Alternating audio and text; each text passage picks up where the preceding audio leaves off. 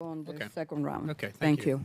I yield back. Thank you. Thank you. Gentlelady yields back. The gentlelady from American Samoa, Mrs. Radawagan, who's the chairman of the Subcommittee on Health and Technology, is recognized for 5 minutes.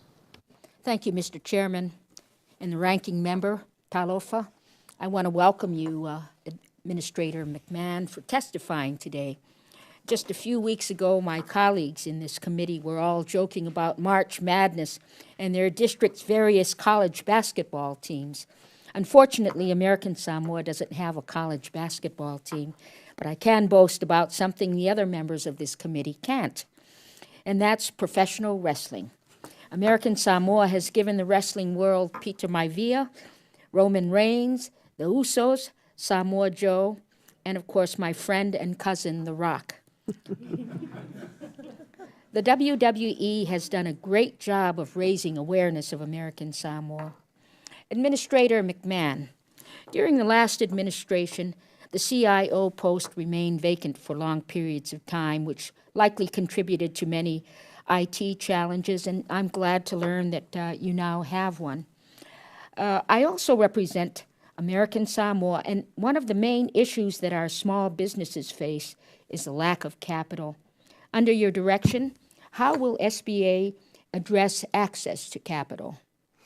In general terms, you mean? Yes. Yes.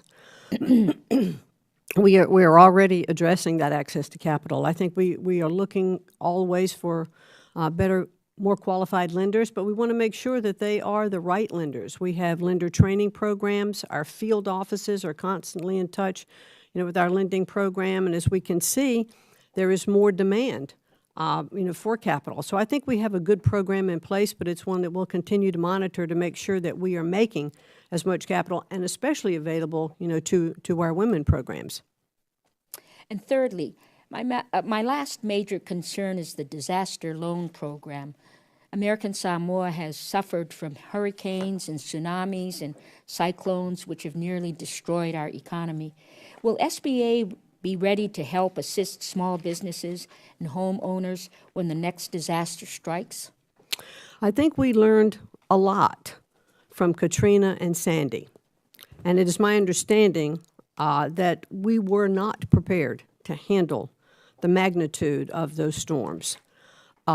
In fact, when I first learned that disaster relief came under SBA, I was actually quite surprised. And in my Senate hearing, I testified that it would be one of the areas that I would take the first look at because you never know when that next disaster or catastrophe is going to strike.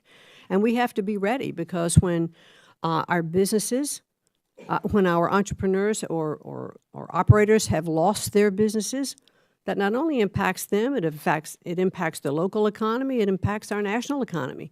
So we want to make sure that we can get them back on their feet, not only from their business perspective, but also from their home perspective.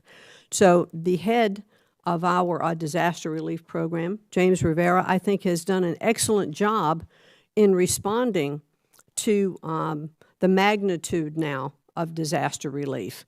In fact, let's see, in May, I will tour our facility in Dallas-Fort Worth, from which everything fans out from when we get a disaster program. It's sort of the headquarters of disaster relief, so I'm looking forward to that. But I feel confident that James, in fact, I believe he's testifying before this committee later this month. I think he's put in really good, solid programs to make sure that we don't get caught like we did with Katrina and Sandy. Thank you, Mr. Chairman. I yield back. Thank you. Gentlelady yields back. The chair would note that the administrator mentioned Hurricane Sandy, and the ranking member was instrumental in proposing bipartisan legislation to improve the response to tragedies like Sandy. And, Thank you. That's something in a bipartisan manner that made it into law in the last Congress. So I'd like to commend the ranking member, for that. Absolutely. Thank you, Mr. Chairman. Very Absolutely. Well, it's well deserved. So I'd now like to recognize the gentlelady from Florida, Ms. Murphy, who's the ranking member of the Subcommittee on Contracting and